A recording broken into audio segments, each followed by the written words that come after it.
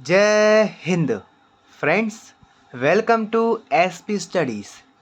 Human eye and the colourful world complete करेंगे इस chapter को पूरी तरह से आधे घंटे के अंदर, वन शॉट के अंदर। बोर्ड एग्ज़ाम के लिए आपको इस वीडियो के माध्यम से इस चैप्टर से मैं कंप्लीट प्रिपरेशन दे दूंगा, सफिशिएंट नॉलेज दूंगा। आप मेरी प्लेलिस्ट चेकआउट कर सकते हैं। आपको all chapters free of cost मिलेंगे, क्लास 10th की, साइंस के और सोशल के। वन शॉट की वीडियोस, आधे आधे घंटे की वीडियोस, जिसमें मैं आपको सभी चैप्टर्स एक्सप्लेन करूंगा, सफिशिएंट नॉलेज दूंगा और बेसिक्स से पढ़ाऊंगा। फिलहाल तो हमारे इस वीडियो को स्टार्ट करते हैं, इस चैप्टर को स्टार्ट करते हैं बिना किसी देरी के। चलिए, हमको पहले पढ़ना है ह्यूमन आई। चलिए, ये जो आउटर की ये जो लाइन, ये जो उभरी हुई जगह है, इसका नाम है कॉर्निया। कॉर्निया ज़्यादातर लाइट को रिफ्रैक्ट करती है और हमारी आँखों को डस्ट या फिर बैक्टीरिया से बचाती है। ओके। सेकंड, उसके पीछे है एक एक्वेस ह्यूमर। ये फ्लूइड जैसा है, वाटर जैसा है। ये उस कॉर्निया के अंदर प्रेशर को बैलेंस करता है। ओके। उसके पीछे मसल्स हैं आयरस ये कंट्रोल करती हैं साइज ऑफ प्यूपिल। प्यूपिल रेगुलेट करता है कितनी लाइट आँखों के अंदर एंटर होगी। ओके। उसके पीछे है लेंस ये एक क्रिस्टलाइन लेंस है, मतलब ये फ्लेक्सिबल लेंस है, कन्वेक्स लेंस है और ये इमेज बनाता है रियल और इन्वर्टेड। कैसी?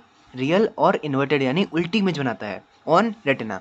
हाँ, वो बाद में हमारा ब्रेन क्या करता है, उस इमेज को सीधा कर देता है, वो बात अलग है। बट ये इमेज कैसी बनाता है? ये इमेज बनाता है उल्टी इमेज और रियल इमेज। ठीक, ओके सर। अब ये लेंस के ऊपर लगी हुई हैं दो मसल्स, जिनका नाम है सिलियरी मसल्स। ये एडजस्ट करती हैं फोकल लेंथ ऑफ लेंस, यानी जो हमारा क्रिस्टलाइन लेंस है, कॉन्वेक्स लेंस है। मैंने उसको फ्लेक्सिबल क्यों कहा? क्योंकि मैं उसकी फोकल लेंथ को चेंज कर सकता हूँ। जो आपके पास चश्मा होगा उसकी फोकल लेंथ हम चेंज नहीं कर सकते, बट ये जो लेंस है कन्वेक्स लेंस, इसकी हम फोकल लेंथ चेंज कर सकते हैं। कौन करती हैं? Ciliary muscles. चलो, उसके पीछे है एक और फ्लूइड जिसका नाम है विट्रस ह्यूमर। ये मेंटेन करता है आँखों के स्पेरिकल शेप को। ओके। उसके बगल में लगी हुई हैं दो फोटोसेंस स्क्रीन या फिर फोटो सेंसिटिव स्क्रीन, जिसका नाम है रेटिना। रेटिना के अंदर दो सेल्स होती हैं, कोड सेल और cone cell. Code cell light की इंटेंसिटी को या फिर डार्कनेस को देखती हैं और कोन सेल लाइट के कलर को देखती हैं। ओके। और उसके पीछे है, देखो, ये रेटिना पे इमेज बनती है कौन सी? इन्वर्टेड। अब ये जो है इस इमेज को ऑन दी, ये रेटिना, ये देखो रेटिना भेजती है इसको नर्व्स के पास। कौन सी? ऑप्टिकल नर्व्स के पास। ये ब्रेन को, ये इमेज को सेंड करती हैं ब्रेन की तरफ। Okay. In the form of electrical impulses. जो इनको मिला ऑप्टिकल सिग्नल, ये उसको कन्वर्ट करती हैं इलेक्ट्रिकल इम्पल्सेस में और भेजती हैं इसके ब्रेन के पास। मैंने आपको ऑलरेडी पढ़ा दिया था चैप्टर नंबर 2 में बायोलॉजी के, आपको पता हो तो ठीक है, आप जाकर देख सकते हैं। पूरी प्लेलिस्ट देखो ना यार, पूरी प्लेलिस्ट में आपको सभी चैप्टर्स मिल जाएंगे, साइंस के भी, सोशल के भी। चलो ठीक है, यहाँ पर हमारी ह्यूमन आई कंप्लीट होती है। अब हम पढ़ेंगे इसके बारे में कुछ और चीज़ें। देखो, मैंने आपसे क्या बोला, ये लेंस हमारा फ्लेक्सिबल है, ये अपनी फोकल लेंथ को चेंज कर सकता है। कौन करता है? सिलियरी मसल्स करती हैं। ठीक है, चलो इसी चीज़ को थोड़ा और डिटेल में पढ़ते हैं। इसको हम कहते हैं पावर ऑफ अकोमोडेशन। देखो, अब जो आँखों, आपके पास चश्मा है, आप उसकी फोकल लेंथ चेंज नहीं कर सकते, बट हमारे आँखों में जो लेंस है, कन्वेक्स लेंस, हम उसकी फोकल लेंथ चेंज कर सकते हैं। कौन करती हैं? Ciliary muscles. सर, आपने ये बात 3 बार बोल दी, मतलब क्या है इसका? देखो, पावर ऑफ अकोमोडेशन क्या होता है? Ability of eye lens to adjust it focal length. Ability of eye lens to adjust its focal length as the distance. अगर आपकी लाइट बहुत दूर से आ रही है तो आपकी, देखो, बहुत दूर से आ रही है तो वो आएगी पैरेलल। ठीक है, तो सिलेरी मसल्स जो हमारे, ये सिलेरी मसल्स जो है ना, ये रिलैक्स हो जाएंगी, मतलब हमारे लेंस की पावर को कम कर देंगे, हमारा लेंस पतला हो जाएगा। ओके। तो ये दूर से आती हुई लाइट को रेटिना पे बना लेगा, रेटिना पे कन्वर्ज कर लेगा। ओके। ओके सर, यानी हमारा फार पॉइंट कितना है? इन्फिनिटी है। हम कितनी दूर से आती हुई लाइट को कन्वर्ट कर सकते हैं? इन्फिनिटी से आती हुई। Okay sir. और अब देखो मेरी ये सिलेरी मसल्स कॉन्टैक्ट हो गई। जब लाइट मेरे पास के ऑब्जेक्ट से आ रही है, इस मोबाइल से मेरी तरफ एक लाइट आ रही है, इसको मेरी सिलेरी मसल्स कॉन्ट्रैक्ट हो रही हैं और मेरे लेंस की पावर को बढ़ा रही हैं। कैसे? मेरे लेंस को मोटा करके। ओके। ओके। तो ऐसे ही ये लाइट को मेरे रेटिना पर बनाती हैं। सिलेरी मसल्स कॉन्ट्रैक्ट होके, ठीक है, क्योंकि वो पास के ऑब्जेक्ट से आ रही है। बिखरी हुई लाइट है, देखो बिखरी हुई लाइट है, ये लाइट पैरेलल थी, ये लाइट बिखरी हुई है। ओके सर, मेरा नियर पॉइंट क्या है? मेरा नियर पॉइंट है 25 सेंटीमीटर, यानी मैं पास से पास कितने पास की चीज़ों को देख सकता हूँ? 25 सेंटीमीटर। अगर मैं उससे भी ज़्यादा पास लेके आऊँगा 10 सेंटीमीटर या फिर 5 सेंटीमीटर, तो मुझे चीज़ें दिखनी बंद हो जाएंगी, मुझे धुंधली दिखेंगी बट मुझे धुंधली दिखेंगी, ठीक। ओके सर, मेरा फार पॉइंट है इन्फिनिट और मेरा नियर पॉइंट है 25 सेंटीमीटर। चलो यहाँ तक समझे। अब कुछ डिफेक्ट्स आ जाते हैं, उनको पढ़ते हैं। पहला डिफेक्ट है मायोपिया, यानी नियर साइटेडनेस। अब सुनो, इसके दूसरे नाम को पकड़ना। पहला नाम है मायोपिया, दूसरा नाम है नियर साइटेडनेस, यानी पास का दिख रहा है, सॉरी पास का नहीं दिख रहा। नियर साइटेडनेस यानी पास का नहीं दिख रहा, दूर का दिख रहा है। मायोपिया यानी नियर साइटेडनेस, यानी पास का नहीं दिख रहा और दूर का दिख रहा है। ओके, क्यों ऐसा ये डिफेक्ट होता है? क्योंकि देखो मेरा जो कर्वेचर है आँखों का, आई लेंस का, वो ज़्यादा कर्व हो जाता है और इलोंगेशन हो जाती है मेरी आई बॉल की। जो मेरी कॉर्निया है ना, वो ज़्यादा गोल मटोल हो जाती है, ठीक है, इसलिए। ओके ओके सर, अब देखो होता क्या है इसमें एक्चुअली कि ये देखो, ये मेरा क्या कर रहा था अभी, देखो ये मेरा लेंस बहुत ज़्यादा पावरफुल हो गया, मोटा हो गया। अब ये क्या करेगा? अब ये जो दूर से आती हुई लाइट है उसको पहले ही बना देगा। रेटिना यहाँ पर है, मान लो मेरी रेटिना है यहाँ पर, तो यहाँ पे जो इमेज आ रही है वो कैसी आ रही है? धुंधली इमेज आ रही है, धुंधली इमेज। इसने ऑलरेडी इनको पहले ही कन्वर्ज कर दिया। कहाँ पे कन्वर्ज कर दिया? इस जगह का नाम है विट्रस ह्यूमर, इसके अंदर ही कन्वर्ज कर दिया, ठीक। ओके सर, और मेरे पास इमेज कौन सी आई? धुंधली। ओके, अब क्या करेंगे? अब इसके अपोजिट पावर का लेंस लगाएंगे, कनकेव लेंस, ठीक है। तो अब क्या करेगा? अब देखो पैरेलल लाइट को ये कर देगा डाइवर्ज, ओके डाइवर्ज कर देगा। ओके, उसके बाद ये जो मेरा कन्वर्जिंग लेंस है ये उसको कन्वर्ज करके ले आएगा रेटिना के पास। ओके ओके सर, ये करेगा डाइवर्ज और ये फिर ये करेगा कन्वर्ज। ओके ओके सर, ये सीधी लाइट को कर देगा, फैला देगा, और उसके बाद मेरा जो पावरफुल लेंस है वो उसको ठीक कर देगा। Okay sir. हाइपरमेट्रोपिया, इसका नाम है फार साइटेडनेस, यानी दूर का नहीं दिख रहा, पास का दिख रहा है। ओके सर, रीजंस देख लो। पहला रीज़न, मेरा जो लेंस की पावर है वो कम हो गई है। यहाँ पर लेंस की पावर बढ़ गई थी, देखो पहली बनाती इमेज, यहाँ पर लेंस की पावर कम हो गई है। और यहाँ पर शॉर्टनिंग हो गई है आई बॉल की, यानी मेरी आई बॉल अब इतनी ज़्यादा गोल मटोल सी नहीं है, ठीक है। ओके सर, शॉर्टनिंग हो गई है, मतलब क्या? वो मतलब वो इलोंगेटेड नहीं है। अब देखो इसके बाद होता क्या है इसमें एक्चुअली कि देखो मेरे पास जो पास के ऑब्जेक्ट से इमेज आ रही है, पास के ऑब्जेक्ट से इमेज रेज आती हैं फैली हुई। ओके, इस लेंस का काम है इसको, इन रेज को कन्वर्ज करना, ठीक है। ये कन्वर्ज कर ही नहीं पाता। मेरी रेटिना यहाँ पर है, ठीक है, यहाँ पे रेटिना है, इसको इमेज बनानी चाहिए रेटिना के ऊपर, ये बना रहा है पीछे, मतलब ये बहुत कमज़ोर हो गया है। Decrease in the power of lens, lens की पावर कम हो गई है। ओके सर, ये कन्वर्ज नहीं कर पा रहा, तो क्या करूँगा? मैं इसके समर्थन में लेंस लगाऊंगा या फिर इसके अपोजिट में लेंस लगाऊंगा? मैं इसके समर्थन में लेंस लगाऊंगा, ठीक है। यानी मैंने एक और कन्वेक्स लेंस खड़ा कर दिया यहाँ पर। ये कैसा है? कनकेव, ये है कन्वेक्स, ठीक। यहाँ पे मुझे लिखना चाहिए था कन्वेक्स, ठीक। ओके सर, आप लिख लेना, आप अपने नोट्स में लिख लेना। ओके सर, चलो यहाँ तक समझे ना। अब देखो यहाँ पे जो रे आई है पास से, ये वाला लेंस पहले इसको थोड़ा सा कन्वर्ज कर देगा, इसको कर देगा सीधा, उसके बाद ये वाला लेंस जो हमारी आंखों के अंदर लेंस है वो इसको और कन्वर्ज कर देगा, ठीक है। इसने इसकी हेल्प कर दी, इसने थोड़ा सा कन्वर्ज कर दिया, बाकी बचे वो इसने कर दिया, ठीक। ओके सर, अब आपको अगर न्यूमेरिकल्स आते हैं तो आप कैसे करोगे? देखो आपको पता ही है इमेज कैसे आती है, हमेशा आपके जो जहाँ से आपके ऑब्जेक्ट से जो लाइट आ रही है आप उसको हमेशा नेगेटिव लेते हो। और आपको वी हमेशा नेगेटिव लेना है। यहाँ पर आपकी इमेज क्या बनती है? आपकी इमेज बनती है रियल, तो आपको यहाँ पर वी भी हमेशा नेगेटिव लेना है। और एफ और पी आपको क्वेश्चन के अकॉर्डिंग निकालना है। आपने अगर एफ निकाल लिया, एफ के लिए आपके पास ये वाला फॉर्मूला है, lens formula. Okay okay sir, और अब देखो अगर आपने एफ निकाल लिया, उसके बाद पावर कैसे निकालोगे? मीटर में है, फोकल लेंथ आपकी मीटर में है तो ऐसा निकालोगे, सेंटीमीटर में है तो ऐसे निकालोगे, ठीक है। फोकल लेंथ अगर मीटर में है तो ऐसे निकालोगे, सेंटीमीटर में है तो ऐसे निकालोगे, ठीक। अगर आपका मायोपिया है और देखो अगर आपका मायोपिया है, आपको डिजीज़ है मायोपिया, भगवान का ना हो, बट चलो किसी और को है मायोपिया, देखो तो फिर उसका यू, जो उसका ऑब्जेक्ट डिस्टेंस है वो इन्फिनाइट होगा। यू हमेशा नेगेटिव लेते हैं तो मेरा माइनस इन्फिनाइट होगा, ठीक। ओके सर, और अगर किसी व्यक्ति को हाइपरमेट्रोपिया है तो उसका यू क्या होगा? उसका यू होगा -25, यू तो हमेशा नेगेटिव होता है, यहाँ पे क्या होगा -25, समझे? Okay sir. क्यों? क्योंकि देखो यहाँ पे मेरी आई का मुझे यहाँ पे क्या दिक्कत है, किसी और को यहाँ पे क्या दिक्कत है, उसको दूर का नहीं दिख रहा।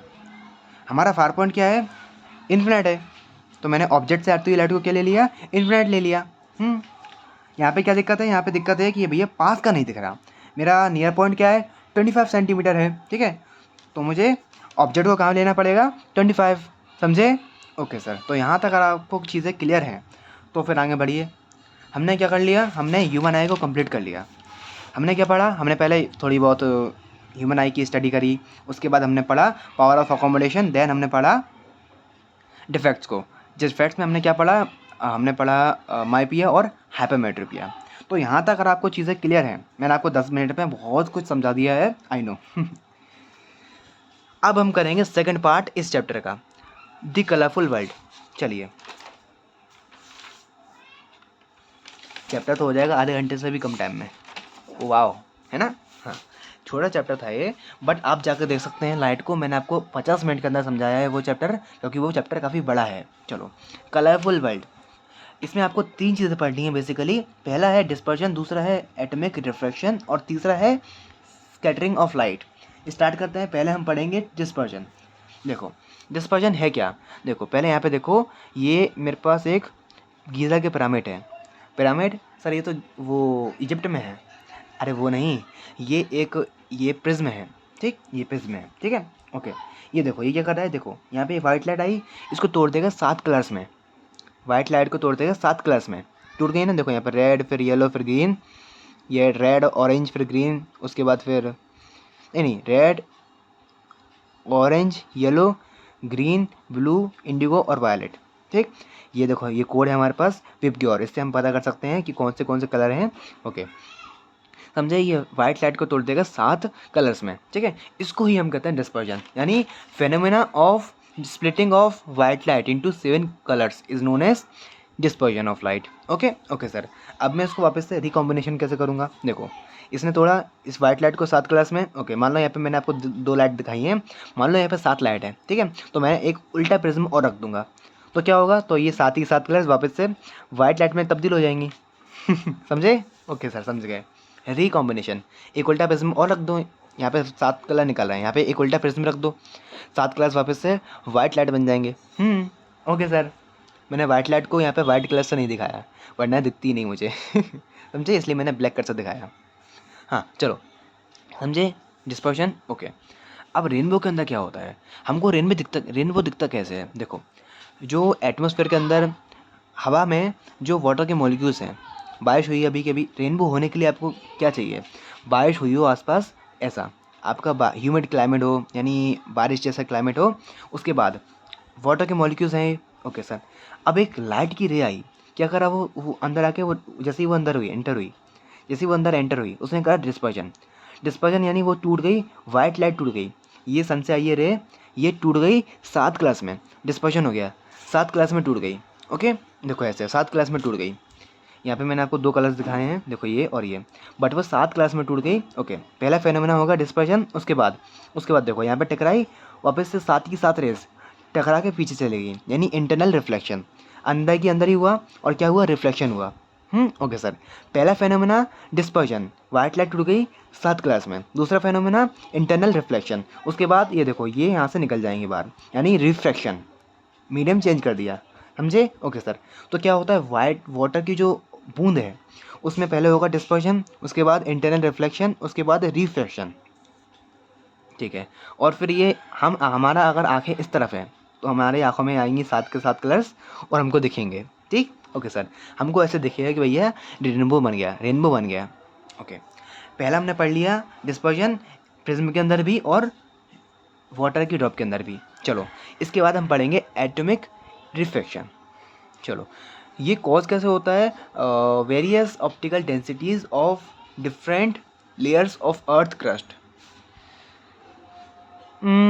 देखो ये हमारी जो अर्थ है ना, इसके जो एयर एटमॉस्फेयर है ना, एटमॉस्फेयर, वहाँ पर कई सारी लेयर्स हैं। मैं बताऊँ आपको, पहले होती है ट्रोपोस्फेयर, उसके बाद स्ट्रेटोस्फेयर, उसके बाद कौन सी होती है, मीजोस्फेयर, उसके बाद थर्मोस्फेयर, उसके बाद एक्सोस्फेयर, 5 लेयर्स होती हैं, और भी होती होंगी, ठीक है, और डस्ट वाली लेयर्स होती हैं, ठीक है। तो ऐसे कई सारी लेयर्स हैं, हमारी 5 ही लेयर्स होती हैं, बट उसके बाद कुछ डस्ट वगैरह पार्टिकल्स, ठीक। तो ऐसे कई सारी लेयर्स होती हैं, ओके सर। ये कॉज करती हैं, इन सभी लेयर्स की डेंसिटी अलग अलग है। इस टोपोस्फेयर की, स्ट्रेटोस्फेयर की, मेसोस्फेयर की, एक्सोस्फेयर की, थर्मोस्फेयर की, इन सभी की डेंसिटी अलग अलग है। Okay sir. तो देखो, इससे ये होता है कि अगर कोई लाइट आती है हमारी अर्थ की तरफ, किसी स्टार से, सन से, या फिर किसी और प्लैनेट से, या फिर किसी दूसरे सोलर सिस्टम से, किसी दूसरी गैलेक्सी से आती है, तो उसको ये एटमोसफेयर में जो गैसेस हैं उनकी इनकी डेंसिटी अलग अलग है, तो ये उस रे को मोड़ तोड़ के दिखाती हैं, तोड़ मरोड़ के दिखाती हैं, तोड़ मरोड़ के दिखाती हैं। देखो, ये लाइट आ रही है, यहाँ पे एक्चुअल पोजीशन क्या है इस स्टार की, ये है। यहाँ से एक लाइट आई, ये लाइट सीधी आई सीधी आई, ये जैसे हमारे एटमॉस्फेयर में एंटर हुई, यहाँ पे कोई व्यक्ति खड़ा है जिसका नाम है पवन, ठीक है। तो पवन को जो लाइट दिखेगी, वो लाइट दिखेगी यहाँ से आई है, उसके सामने से आई है, ठीक है। तो उसको लगेगा कि भैया स्टार कहाँ पे है, यहाँ पे है, समझे। मतलब ये लाइट सीधी आ रही है यहाँ पर, बट ये एटमॉस्फेयर की वजह से ये लाइट यहाँ पे मुड़ गई, ऐसे मुड़ गई, ऐसे मुड़ गई, ऐसे मुड़ गई। तो पवन को क्या लगेगा, पवन को लगेगा भैया कि भैया लाइट कहाँ से आई है, यहाँ से आई है, सामने से आई है, ठीक है। तो एक्चुअल पोजीशन ये थी स्टार की, बट पवन को क्या लग रहा है कि स्टार की पोजीशन क्या है, ये है। ये हो गई अपरेंट पोजीशन, ये है एक्चुअल पोजीशन, और ये है अपरेंट पोजीशन, अपरेंट पोजीशन, ठीक। Okay sir. अब स्टार्स ट्विंकल कैसे करते हैं, ट्विंकल नहीं, ट्विंकल। देखो, हमारी अर्थ रोटेट कर रही है, ठीक है, रोटेशन कर अपने ही एक्सिस पे घूम रही है, ठीक है, रोटेशन कर रही है, अपने यही एक्सिस पे घूम रही है, ओके सर। तो अर्थ घूमेगी तो उसकी जो लेयर्स हैं, जो एटमॉस्फेयर में लेयर्स हैं, वो भी घूमेंगी, वो घूमेंगी, तो ये जो लाइट आई है ना, वो हिलेगी भी। पहली बात तो ये लाइट यहाँ पे एक्चुअली में आती है यहाँ से, बट वो तोड़ तोड़ मरोड़ के अपन को दिखती है यहाँ पर, ठीक है, ओके सर। हमको स्टार की पोजीशन कहाँ दिखती है, यहाँ पर, और ऊपर से ये लेयर्स मूव कर रही हैं, अर्थ मूव कर रही है, तो अर्थ मूव करने की वजह से ये जो लाइट है वो ऐसे ऐसे रोटेट कर हिलती है, ठीक है। तो ऐसे हमको दिखता है कि भैया स्टार्स ट्विंकल कर रहा है, ओके, ओके सर, ठीक। देखो यहाँ पे, देखो ये देखो, रे आई, रे आई, रे आई, और ये मुड़ गई यहाँ पर, और फिर हमको लगता कहाँ पे ऐसे है कि भैया रे कहाँ से आ रही है, यहाँ से आ रही है, तो इसको हम बोलते हैं अपरेंट पोजीशन, और एक्चुअल पोजीशन ये है। Okay sir. अब हाँ देखो, एडवांस सनराइज और डिलेड सनसेट, देखो सनसेट, देखो ये जो लाइन है, ये जो लाइन है, ये लाइन देखो यहाँ पे भी है, ये लाइन, ये है क्षितिज, क्षितिज, इसके ऊपर है तो फिर सनराइज, उसके नीचे है तो सनसेट, ठीक है, सनराइज सनसेट, ठीक है। अब देखो, ये जो रेड वाला डायग्राम है इसको देखना। अब देखो, मेरा सन क्या है, क्षितिज के नीचे है, इसको इंग्लिश में क्या बोलते हैं आप मुझे बताओगे, ठीक है। क्षितिज के नीचे है, मैं इंग्लिश मीडियम वाला ही हूँ, बट मुझे पता नहीं है। देखो, क्षितिज के नीचे मेरा सन, ओके। अब इससे रेस जो है वो यहाँ पे आ रही हैं, ठीक है, बट ये मेरे एटमोसफेयर ने क्या करा, मेरे एटमोसफेयर ने इन रेस को ऐसे पकड़ा और इनको मोड़ दिया, और हमको दिख क्या रहा है, भाई ये सन कहाँ से आ रहा है, यहाँ से आ रहा है। हमको लग क्या रहा है, यहाँ पे जो खड़ा है, यहाँ पे खड़ा है पवन, नहीं इस बार क्या लेते हैं अपन, इस बार लेते हैं रिंकी को, रिंकी। यहाँ पे जो रिंकी दीदी खड़ी है ना, उनको क्या लग रहा है कि भैया ये लाइट कहाँ से आ रही है, सामने से आ रही है, तो उनको लगेगा कि भैया सनराइज़ हो गया, बट सनराइज़ हुआ नहीं है, सन यहाँ पे है। वो सन बोल रहा होगा भैया मैं तो यहाँ पे हूँ, भैया मैं तो यहाँ पे हूँ, बट इनको क्या लग रहा है, इनको लग रहा है सन यहाँ पर है, ठीक है, ओके सर। सारा खेल क्या है, एटमोसफेयर में जो लेयर्स हैं उनका खेल है। एडवांस सनराइज और डिलेट सनसेट समझ गए होगे। देखो, लाइट यहाँ पे, सन यहाँ पे, अरे सन है अभी यहाँ पर, बट रिंकी दीदी यहाँ नहीं, यहाँ पे है हमारी कौन, खुशी दीदी, ठीक है, खुशी दीदी, ठीक है, मुस्कान दीदी, ठीक है। अब देखो, ये सनराइज, सन से रेस कहाँ से आ रही है, यहाँ से आ रही है, ठीक है। तो ये रेस यहाँ पे पड़ रही हैं। अब ये जो यहाँ पे मुस्कान दीदी हैं, उनको क्या लग रहा है कि भैया ये जो लाइट है वो कहाँ से आ रही है, यहाँ से आ रही है। उनके लिए लाइट कहाँ से आ रही है, यहाँ से आ रही है, क्योंकि देखो ये रे आई, रे आई, रे आई, यहाँ पे मुड़ गई, मुड़ गई, मुड़ गई, मुड़ गई, तो उनको क्या लगेगा, उनके सामने से आई है रे, उनके सामने से, यानी यहाँ से आई है, यानी सनराइज नहीं, अभी सनसेट हो चुका है, सनसेट हो चुका। आई थिंक समझ पाया हूँ मैं तुमको। एडवांस यानी पहले ही दिख गया, और डिलेड यानी सन सेट हो ही नहीं रहा यार, मतलब हमारे लिए सनसेट हो गया, हमारे लिए सनसेट हो गया, बट सनसेट अभी नहीं हुआ, समझे ना, सनसेट अभी नहीं हुआ, बट हमारे लिए नहीं हुआ, बट वो एक्चुअली में हो गया। एडवांस सनराइज और डिलेड सनसेट, अब मैं नहीं समझाऊंगा, समझ गए ना। आंसर आएगा, क्वेश्चन आएगा तो लिख लोगे। बस कुछ नहीं है, देखो यहाँ पर आपको कुछ नहीं करना है, किसी में भी क्वेश्चन आए, प्रिज्म में आए डिस्पर्जन का, रेनबो के अंदर आए डिस्पर्जन का, या फिर एटमॉस्फेरिक रिफ्रैक्शन का आएगा, स्टार में आएगा, या फिर ट्विंकलिंग स्टार में आएगा, या फिर सनसेट सनराइज में आएगा, ठीक है, तो आप आंसर बना सकते हो। मैंने आपको कॉन्सेप्ट समझा दिया, कॉन्सेप्ट समझा दिया, अब उसके ऊपर तुम 10 लाइन लिखो, 5 लाइन लिखो, 1 लाइन लिखो, वो तुम्हारी मर्ज़ी है। जैसा क्वेश्चन होगा वैसे उस हिसाब से आप अपना आंसर करना, ठीक है। 3 मार्क्स का, 5 मार्क्स का, उस हिसाब से अपना आंसर करना। चलो, अब लास्ट में है स्कैटरिंग ऑफ लाइट। पार्टिकल्स जो हैं उनको लाइट को ऑब्जर्व कर लेते हैं, इसको हम कहते हैं स्कैटरिंग ऑफ लाइट। देखो, एयर में पार्टिकल्स हैं, डिफरेंट डिफरेंट पार्टिकल्स हैं, ठीक है। एटम्स नहीं आएगा यहाँ पर, पार्टिकल्स आएगा। मैंने कहाँ लिखा है एटम? नहीं लिखा, ओके छोड़ो। जो पार्टिकल्स है ना, वो ये जो एयर के पार्टिकल्स हैं, ये लाइट को कैप्चर कर लेते हैं, अपने अंदर भर लेते हैं। ओके ओके ओके, ठीक, ओके सर। और भरने के बाद ये लाइट को ऑल डायरेक्शन में इमिट करते हैं, मतलब भर लिया और उसके बाद छोड़ भी दिया। लाइट को कैप्चर करा, भरा अपने अंदर, और फिर उनको ऑल डायरेक्शन में छोड़ दिया। Emit the light in all direction. Okay okay sir. बताओ क्या करते हैं, ये लाइट को पकड़ते हैं फिर उसको छोड़ देते हैं। जैसे आप करते हो ना, जुगनू को पकड़ा और उसके बाद उसको छोड़ दिया किसी भी डायरेक्शन में, ऐसा। देखो, ब्लू आपको स्काई ब्लू क्यों दिखता है और शाम के टाइम पे आपको स्काई लाल क्यों दिखता है या फिर ऑरेंज क्यों दिखता है? क्योंकि देखो, पार्टिकल्स जो है ना वो डिफरेंट डिफरेंट रेज को कैप्चर कर रहे हैं, ठीक। देखो, अभी यहाँ पे नीला क्यों दिखा? क्योंकि देखो, पार्टिकल्स है ना, जो उनका साइज़ है ना, वो ब्लू कलर की जो लाइट है उसके लैम्डा के बराबर है। पार्टिकल्स का साइज़ और ब्लू कलर के लाइट का जो लैम्डा होता है उसके बराबर, उनका साइज़ बराबर है, ठीक। Okay sir. शाम के टाइम पे क्या होता है? शाम के टाइम पे हमारा सन जो होता है ना, सन की लोकेशन ऐसी होती है कि जो हमारे पार्टिकल्स है ना, वो रेड कलर के लैम्डा को प्रेफर करते हैं पकड़ना, ठीक। Okay sir. सन की पोजीशन ऐसी होती है, समझे? Okay sir. तो यहाँ पे आपका चैप्टर ख़त्म तो होता है, बट आपको कोई दिक्कत है तो बताइए, कमेंट करिए। और कोई सजेशन हो कि मैं आपको कैसा पढ़ाऊँ, क्या क्या दिक्कतें हैं, तो मुझे कमेंट करिए, मैं उनको ठीक करूँगा। बट आपके लिए ये जो मैं पढ़ा रहा हूँ वो काफ़ी इंपॉर्टेंट है और मोस्ट इम्पॉर्टेंट है, मैं तो कहूँगा, क्योंकि मैंने आपको आधे घंटे के अंदर क्या समझाया मुझे पता है। और कैसे मैंने आपको चीज़ें कनेक्ट कराई हैं। आप बस वीडियो को दोबारा से देखिए, आपको सारी चीज़ें कनेक्ट होंगी। और पिछला चैप्टर देखिए, ठीक, आपको हर चैप्टर आपस में कनेक्टेड दिखेगा। चलिए, हमारा 3rd चैप्टर है इलेक्ट्रिसिटी, उसको भी करेंगे। अभी स्टार्ट करता हूँ मैं उसको भी शूट करना। ओके, आपको ऑल चैप्टर्स मिल जाएंगे आधे घंटे के अंदर। शायद कोई चैप्टर कभी बड़ा निकल जाए, 30 मिनट का निकल जाए। लाइट ही मेरा 50 मिनट का रिकॉर्ड हुआ, उसके लिए माफ़ी चाहूँगा, बट मैं आपको सफिशिएंट नॉलेज दूंगा, चिंता मत करो। बोर्ड एग्ज़ाम के लिए आपको मैं तैयार कर दूंगा पूरी तरह से। तो फिलहाल तो आपका धन्यवाद, आपने यहाँ तक वीडियो देखी। पढ़ते रहिए, मस्त रहिए, और जय हिंद।